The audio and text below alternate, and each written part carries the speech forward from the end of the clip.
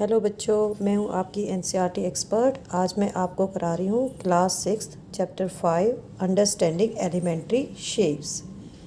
आज हम करेंगे इसके अंदर परपेंडिकुलर लाइंस। परपेंडिकुलर लाइंस क्या होती हैं? व्हेन टू लाइंस इंटरसेक्ट, जब कोई भी दो लाइंस इंटरसेक्ट करती हैं एक दूसरे को, and the angle between them is a right angle. और जहाँ जिस पॉइंट पे वे इंटरसेक्ट करती हैं वहाँ पे अगर राइट एंगल बनता है, यानी कि 90 डिग्री का एंगल बनता है, तो उन लाइंस को हम कहते हैं they are perpendicular. If a line A B is perpendicular to C D, we can write A B perpendicular C D. ये हमारा परपेंडिकुलर का सिंबल है। If A B perpendicular C D, then should we say that CD perpendicular AB also? This is right. अगर AB CD के ऊपर perpendicular है तो हम कह सकते हैं कि CD भी AB के ऊपर परपेंडिकुलर है। Perpendiculars around us. You can give plenty of examples from things around you for perpendicular lines or line segments. The English alphabet T is one. English का जो अल्फ़ाबेट होता है टी, ये क्या दिखा रखा है इसके अंदर? यहाँ पे ये दो लाइंस हैं, एक ये है और एक ये है। यहाँ पे ये परपेंडिकुलर है। यहाँ पे इनके बीच का जो एंगल होता है ये 90 डिग्री का होता है। Is there any other alphabet which illustrates perpendicularity? क्या कोई और अल्फ़ाबेट है इंग्लिश का जो परपेंडिकुलरिटी को शो करता है? इसके अलावा हमारे अल्फ़ाबेट हैं एच और एक्स। ये भी एक दूसरे के ऊपर परपेंडिकुलर हैं। एक्स को देख सकते हैं आप, एक्स यहाँ पे दो लाइन इंटरसेक्ट कर रही हैं तो ये एक दूसरे पर 90 डिग्री का एंगल बनाती हैं। ऐसे ही यहाँ पे एच अल्फ़ाबेट है, एच में भी 90 डिग्री का एंगल बनता है। जो बीच की लाइन होती है, एच के बीच की लाइन, साइड्स की दोनों लाइन पे 90 डिग्री का एंगल बनाती है। Consider the edges of a postcard. जैसे ये पोस्ट कार्ड है,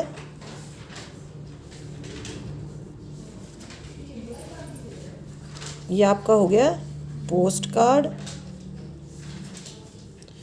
तो ये जो एजेस हैं, ये वाले और ये वाले, ये यहाँ पे 90 डिग्री का एंगल बनाते हैं एक दूसरे के साथ। यहाँ पे ये लाइन इधर अगर हम खींचें और इधर से ये लाइन इधर से खींचें हम, तो यहाँ पे ये एक दूसरे को इंटरसेक्ट करती हैं और 90 डिग्री का एंगल बनाती है। Let A B a line segment.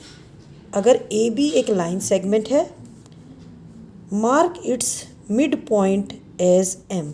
अगर हम इसका मिड पॉइंट मान लेते हैं M, let M N be a line perpendicular to A B through M. और जो हमारी लाइन एम एन है ये ए बी के ऊपर परपेंडिकुलर है और ये पॉइंट एम से जा रही है नीचे की तरफ, ए बी को एम पॉइंट पे क्रॉस कर रही है और एम ए बी का मिड पॉइंट है। तो एम एन ए बी को दो इक्वल पार्ट्स में डिवाइड कर रही है। ये जो ए एम है और ये एम बी है, ये इक्वल है। यहाँ पे A M is equal to M B. So we can say that M N is perpendicular bisector of A B. हम कह सकते हैं कि जो एम एन है ये ए बी का परपेंडिकुलर बाइसेक्टर है। परपेंडिकुलर यहाँ पे जैसे इसने 90 डिग्री का एंगल बनाया, ए बी लाइन सेगमेंट के ऊपर एम एन परपेंडिकुलर ने 90 डिग्री का एंगल बनाया, तो ये हो गया परपेंडिकुलर। अब एम एन लाइन ने ए बी को दो इक्वल पार्ट्स में डिवाइड किया और हमारा हो गया A M is equal to M B.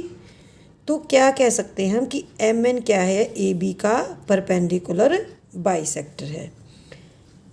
6th class में हम इतना ही करेंगे। आगे हम इसको कंस्ट्रक्ट करना सीखेंगे कि किसी लाइन सेगमेंट के ऊपर हम परपेंडिकुलर बाइसेक्टर कैसे हम ड्रॉ कर सकते हैं, कैसे हम इसको कंस्ट्रक्ट कर सकते हैं। अब हम करेंगे इसकी एक्सरसाइज 5.5।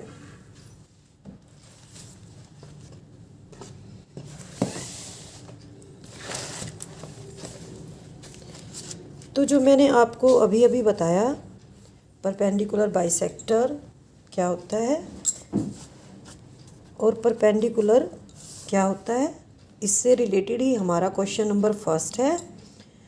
क्या है हमारा question number first? Which of the following are models for perpendicular lines. हमें 4 पार्ट्स दिए हुए हैं, हमें इसमें से बताना है कि परपेंडिकुलर लाइंस को कौन शो करता है और कौन नहीं करता। तो इसका फर्स्ट पार्ट क्या है? The adjacent edges of a table top. The adjacent edges of a table top. अगर हमारा टेबल टॉप रेक्टेंगुलर है, ठीक है, अगर हमारा टेबल टॉप स्क्वायर है,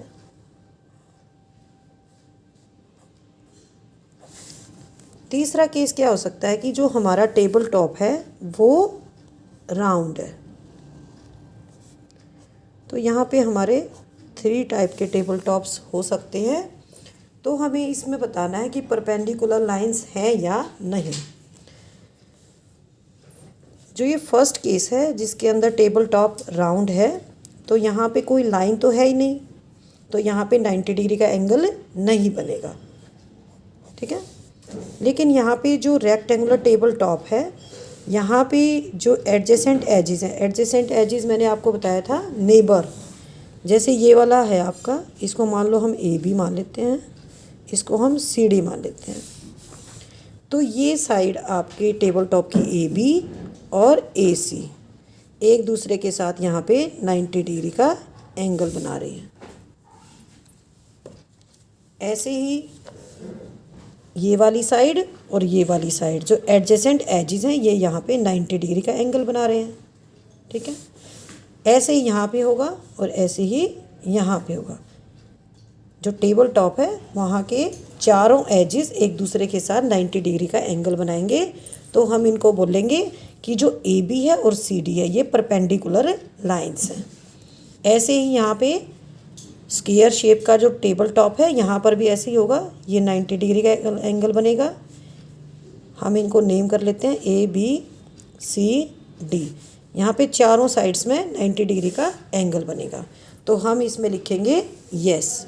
ये हमारा क्वेश्चन नंबर फर्स्ट का हो गया ए पार्ट। अब हम करेंगे इसका B part. The lines of a railway track. The lines of a railway track. तो रेलवे ट्रैक की जो लाइन्स होती हैं इस तरह से होती हैं, ठीक है, और बीच में से ऐसे होती हैं, ठीक है। तो जो रेलवे ट्रैक की लाइन्स हैं ये वाली आपकी और ये वाली, ये तो आपस में इंटरसेक्ट कर ही नहीं रही, ये तो पैरेलल जा रही हैं एक दूसरे के। तो इसका आंसर हो जाएगा आपका नो। यहाँ पे इंटरसेक्ट नहीं हो रही हैं और ना ही कोई यहाँ पे 90 डिग्री का एंगल बन रहा है, तो इसका आंसर हो जाएगा नो। अब हम करेंगे इसका C part. The line segment forming the letter L. The line segment forming letter L. ये जो आपका एल लेटर है देखिए, ठीक है। तो यहाँ पे क्या है, यहाँ पे ये 90 डिग्री का एंगल बनता है, तो ये हो जाएंगी परपेंडिकुलर लाइंस। तो हम लिखेंगे यस। अब हमारा हो जाएगा D part. The letter V. The letter V. ये आपका लेटर वी है। अगर हम इस एंगल को मेज़र करते हैं तो ये 90 डिग्री का नहीं आएगा, तो हम इसमें लिखेंगे no.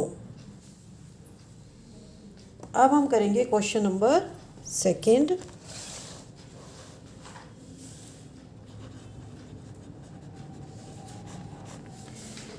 Late P Q be the perpendicular to the line segment X Y ये एक XY लाइन सेगमेंट है और PQ इसके ऊपर परपेंडिकुलर है। ये हो गया PQ।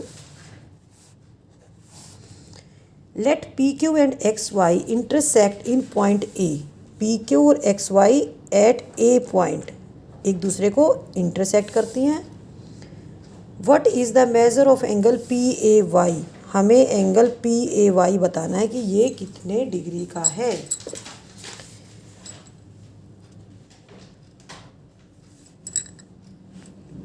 तो परपेंडिकुलर होता है तो 90 डिग्री का एंगल होता है। तो ये हमारा जो एंगल है यहाँ पे कितने डिग्री का हो जाएगा, PAY हमारा हो जाएगा 90 डिग्री का। ये हमें जो एंगल पूछ रखा है, इसके अलावा अगर हमारे से ये एंगल पूछ लिया जाए PAX, एंगल PAX, तो ये भी हमारा 90 डिग्री का होगा, क्योंकि PQ XY के ऊपर परपेंडिकुलर है। तो ये एंगल पूछे या ये एंगल पूछे, आपको 90 डिग्री का ही लिखना है। सिमिलरली आप जो ये नीचे वाला एंगल है, ये जो दोनों एंगल्स हैं, इनको भी आप 90 डिग्री का लिखेंगे। ये हो जाएगा आपका XAQ, इसको भी आप 90 डिग्री का लिखेंगे। और जो ये एंगल है QAY, इसको भी आप 90 डिग्री का लिखेंगे। अब करेंगे क्वेश्चन नंबर 3।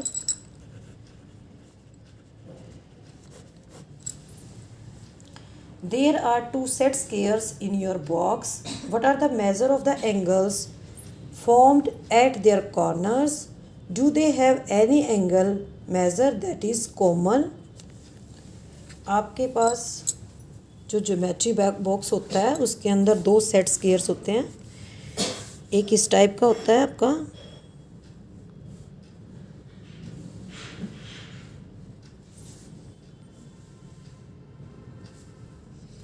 ये जो एंगल होता है ये 90 डिग्री का होता है, ये 60 डिग्री का होता है और ये आपका 30 डिग्री का होता है।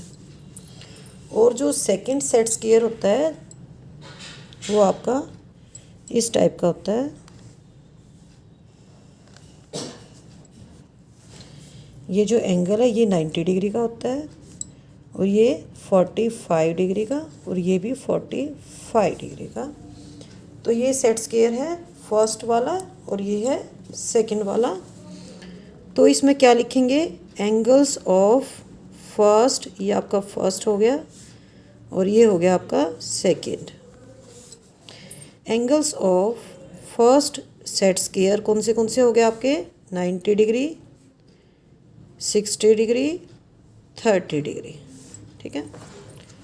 अब लिखेंगे हम angles of second set square. कौन से एंगल हो गया आपके, एक हो गया 90 डिग्री का, 2 हो गया आपके 45 डिग्री के। और हमें क्वेश्चन में क्या पूछा है, do they have any angle measure that is common. तो कॉमन एंगल कौन सा आपका, 90 डिग्री का। तो इसका आंसर हो जाएगा both set squares have common angle that is 90 degree. ये दोनों सेट स्क्वायर के अंदर कॉमन एंगल हो जाएगा। तो एक्सरसाइज 5.5 के 3 क्वेश्चन